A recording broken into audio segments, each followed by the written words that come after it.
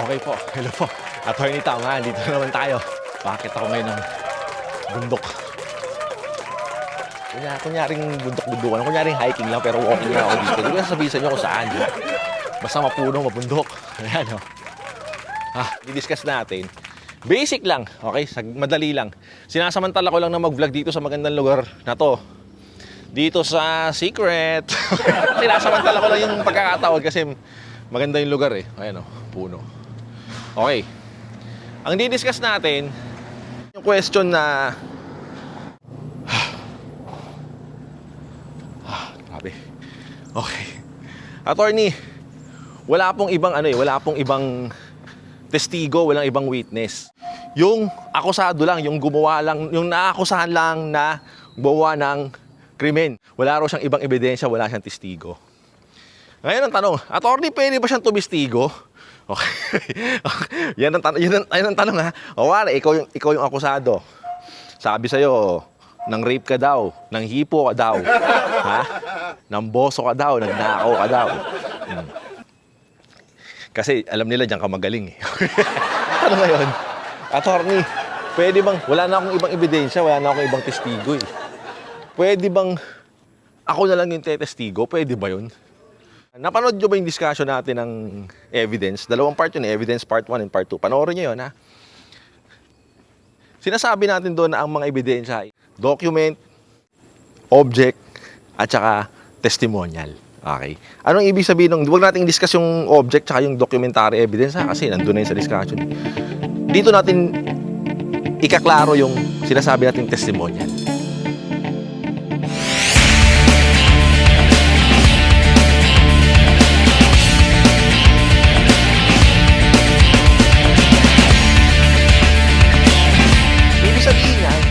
Witness, testigo. Ngayon, ang akusado, considered siya na testigo para sa sarili niya. Oh. Kadalasan naman kasi yan sa mga kasong, yan, yung mga binanggit ko kanina, rape, panghihipo, pagnanakaw, and other crimes pa. Oh, pero most of the time, yan, yung mga kaso na yan, o kaya yung mga drugs case, sa mga droga. Bakit?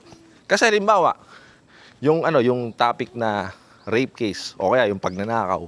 Di ba madalas yan, ikaw ba, ipapangalandakan mo ba kung gagawa ka ng ganyang klaseng krimen? Di ba? Guys, mangre-rape ako, bale, nandito po tayo, mag-vlog po tayo. Di ba naman iba-vlog yun, di ba? Delikado, madulas. Dito ako sa may bandang,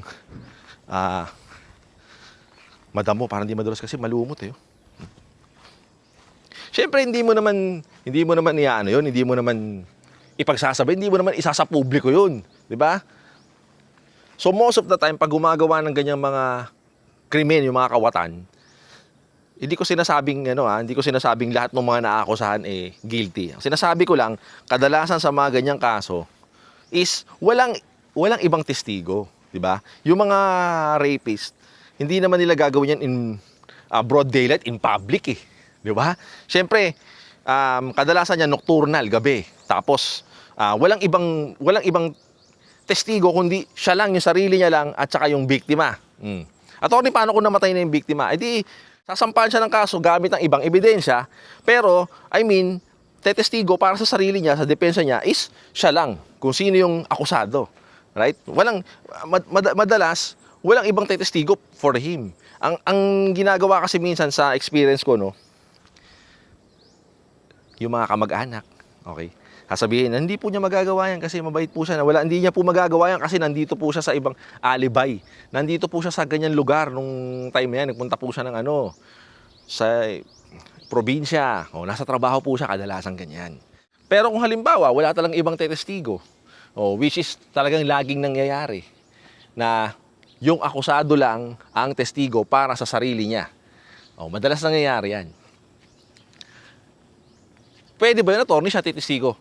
Oo, kasi ebidensya siya eh. Yung sarili niya, yung testimonya niya, ay ebidensya yun.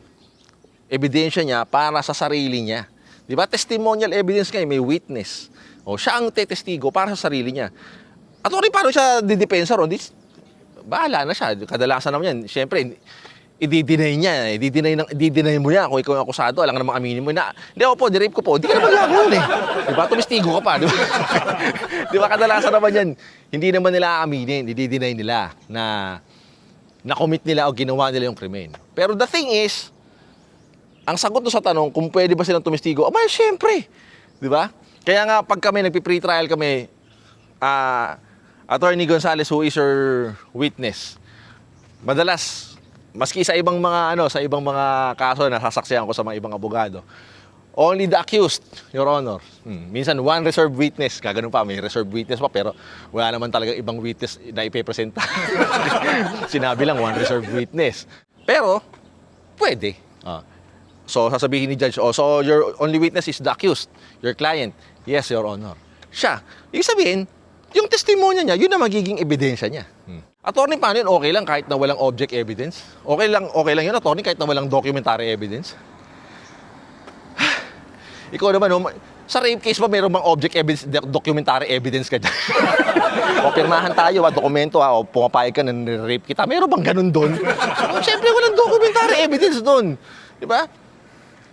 Pati object evidence mo doon, kung ikaw yung depensa, anong i-object evidence mo ron? Kung meron, edi go. Pero ang sinasabi ko kadalasan, paano kung walang object evidence, paano kung walang ibang documentary evidence?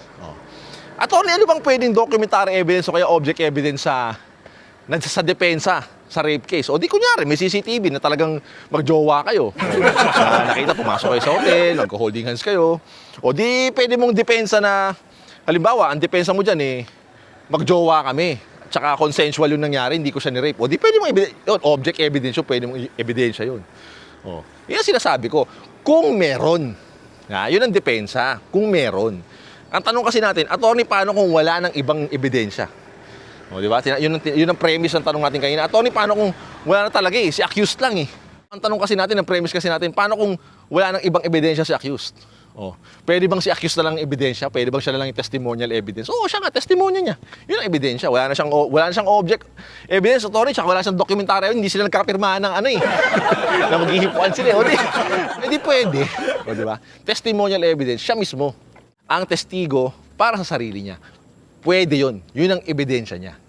Attorney, kailangan ba laging required na ipresenta ko siya?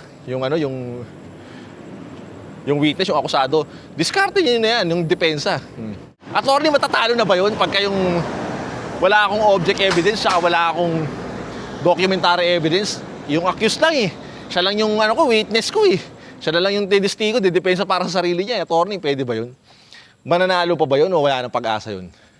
Actually, kaya nga meron tayong demurrer to evidence. Kung sa tingin mo, mahina yung ebidensya. Di ba? Kaya nga sinasabi ng ng desisyon ng Supreme Court ang prosecution ang nagdedemanda, kailangan umasa siya sa lakas ng ebidensya niya, ng demanda niya. Hindi sa kahinaan ng depensa ng akusado. Diba? So, ibig sabihin, kailangan enough yung ebidensya ng prosecution yung nagdedemanda para makonvict yung akusado. Hindi siya pwedeng makonvict dahil lang mahina yung depensa niya. Mahina kasi depensa mo. Akusado, pasensya ka na, kailangan kita i-convict. Ang hina Mahina yung ebidensya ng prosecution, pero hina rin yung depensa mo. Hindi ganun. Kailangan enough yung ebidensya ng prosecution para ma-convict si accused. Okay, hindi tayo pwedeng sabi ng Supreme Court, hindi pwedeng ang desisyon nakaasa sa lakas o sa hina ng depensa, no. Kailangan sa lakas ng ebidensya ng prosecution. Kaya binibigyan lang kita ng pag-asa sa kaso mo, ha? Pero hindi ko sinasabi ma-acquit ka. Salamat sa Diyos. Hindi pa, dahil magta-trial pa yan. Okay? Sa taas. Mario Josep. Okay, so I hope, may natutunan ka sa discussion natin today. Maraming salamat. God bless. Ciao. Hindi pa ako tapos sa walking ko